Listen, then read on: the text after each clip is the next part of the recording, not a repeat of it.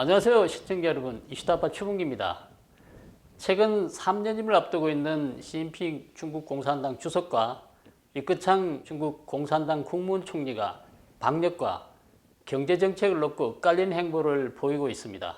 그러자 중국 공산당 고위층에 권력 다툼이 일어났다는 추측이 난무하고 있습니다. 강력한 제로 코로나 정책으로 중국 경제가 위기에 처한 가운데 시진핑과 리커창은 이 위기를 함께 헤쳐나갈 파트너일까요?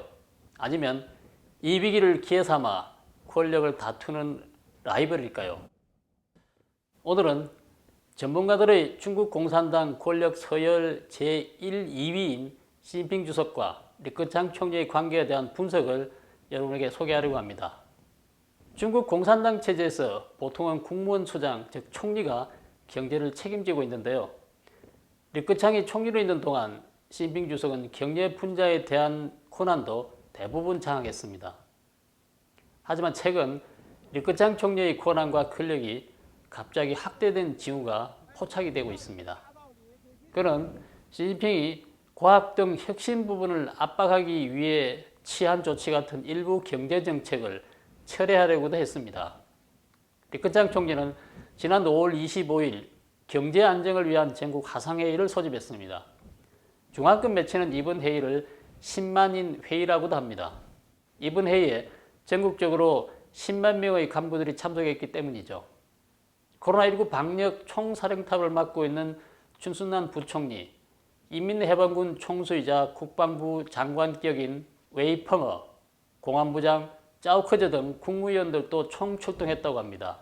리커창 총리는 이 회의에서 올 3월, 4월 이후 일부 경제지표가 현저히 하락했다면서 어떤 면에서는 전염병으로 가장 심각한 타격을 받은 2020년보다 더 큰 충격을 받고 있다고 시인하면서 5월 말까지 각 지역은 상세한 경기 부양책을 내놓아야 한다고 요구하기도 했습니다. 그리고 또 중앙정부는 더 이상 지방정부의 재정을 지원하지 않을 것이므로 지방정부는 스스로를 보호할 수 있는 방법을 찾아야 한다고 말했습니다. 리커창 총리는 많은 중소기업은 이미 가장 어려운 상황에 처해 있고 생존의 기로에 서 있다면서 우리는 현실을 받아들여야 한다. 팬데믹은 주민 수익에 아주 큰 타격을 가져왔다라고 시인했죠. 국무원은 경제 안정을 위한 전국 화상회의 개최 전날 경제를 정상 궤도에 올려놓기 위한 총 33가지 조치를 발표했습니다. 그러나 중국 주식시장이나 채권 및 외환시장에서 낙관적인 징후나 경기가 회복될 조짐은 보이지 않고 있습니다. 중국 문제 전문가인 리추는 지난 27일 대만 연합부에 보낸 기고에서 10만인 경제안정회의는 보기 드문 일이며 개최된 배경도 특별하다. 이는 중국의 보기 드물게 두 가지 어려움을 두고 두 가지 해결책의 다툼이 있다는 증거다라고 분석했습니다. 리춘이 말한 이 두 가지 어려움 중 하나는 바로 경제위기입니다. 중국은 올해 1970년대 개혁개방 이후 40년 이래 경제가 가장 어려운 한 해를 겪고 있습니다. 또 하나의 어려움은 팬데믹이죠. 상하이가 봉쇄된 지 2달이 됐지만 아직 완전히 풀리지 않았고 베이징도 유사한 봉쇄에 들어갔습니다. 상하이 사람들이 극렬한 데모는 아니지만 일종의 저항을 하기 시작했습니다.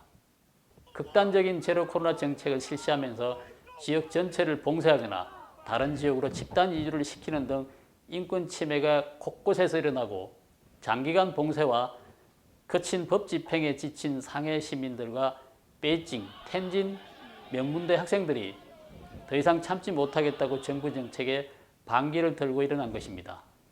리추는 세간에 중국 공산당 고위층은 2개의 사령부와 2개의 길을 걷고 있다는 소문이 떠돌고 있다고 했습니다. 즉 시진핑 주석을 중심으로 하는 중앙사령부와 제로 코로나의 길, 그리고 리커창 총리를 중심으로 하는 국무원 사령부와 경제를 안정시키는 길입니다.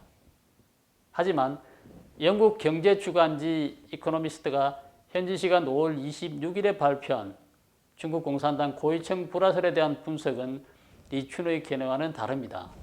이 매체는 당내 분열과 시진핑 주석의 3년임에 대한 고위층의 반대는 주목할 만하지만 지금까지 시진핑 주석의 3년임에 실질적인 장애물이 되는 것이나 장애물이 있다는 점을 보여주지를 못하고 있다고 분석하고 있습니다.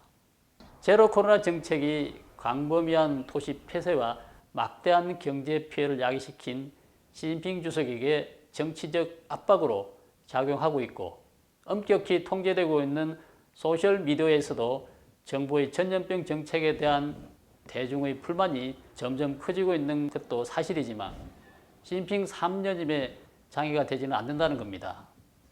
시진핑 주석은 최근 몇 년 동안 수많은 정적들을 제거했습니다.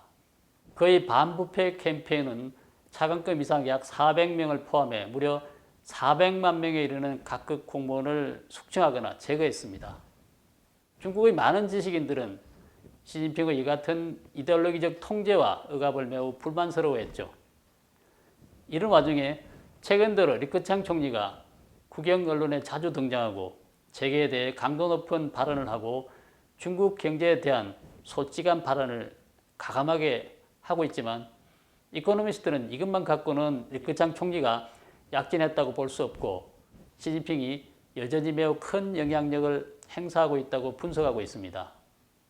매체는 또 중국 공산당 국영 언론은 여전히 제로 코로나 정책과 같이 시 주석과 밀접하게 관련 있는 정책에 대해서 나쁘게 보도하지 않고 있고, 오히려 언론은 5월 24일부터 지난 10년 동안 시진핑 주석의 전국 순방 기사를 잇따라 보도하고 있다고 합니다.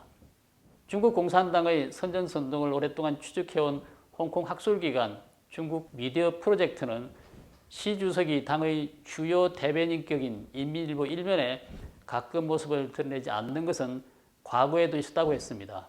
그래서 잠시 모습을 보이지 않는 것도 큰 문제가 아니라는 겁니다. 또한 이코노미스트는 중국 경제가 엄청난 압박을 받고 있는 시기에 시진핑이 다른 사람을 전면으로 내세우는 것도 정상이라고 주장합니다.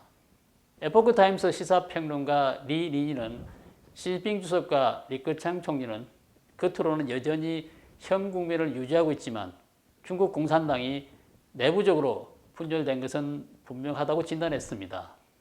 일부 문제에 있어서는 리커창 총리가 나름대로의 생각을 갖고 있다고 했습니다. 그는 리커창 총리가 10만인 경제안정회의에서 일명 커창지수로 경제 상황을 평가한 점을 그 예로 들었습니다. 커창지수는 리커창 총리가 2013년 취임하면서 중국 경제의 전반적인 흐름을 정확하게 파악하기 위해 사용한 대표적인 경제 지표인데요. 이는 중국 당국의 공식적인 평가 기준은 아닙니다. 이코노미스트가 이를 커창지수 또는 리커창지수라고 부르면서 알려지게 됐는데요. 시 주석이 경제까지 장악한 후 사라졌던 커창지수를 리커창이 지금 와서 다시 사용한다는 것은 적어도 경제적 측면에서는 시진핑 주석을 무조건 따르지는 않겠다는 의미로도 해석을 할 수가 있을 겁니다. 이상 시진핑 주석과 리커창 총리의 관계에 대한 다양한 분석들을 함께 살펴봤는데요. 어떤 분석이나 추측이 정확한지는 좀 더 지켜봐야 할 것 같습니다. 이와 관련해 다른 소식이 들어오면 다시 정리해서 여러분들에게 전해드리도록 하겠습니다. 오늘 방송은 여기에서 마치도록 하겠습니다. 시청해 주셔서 감사합니다.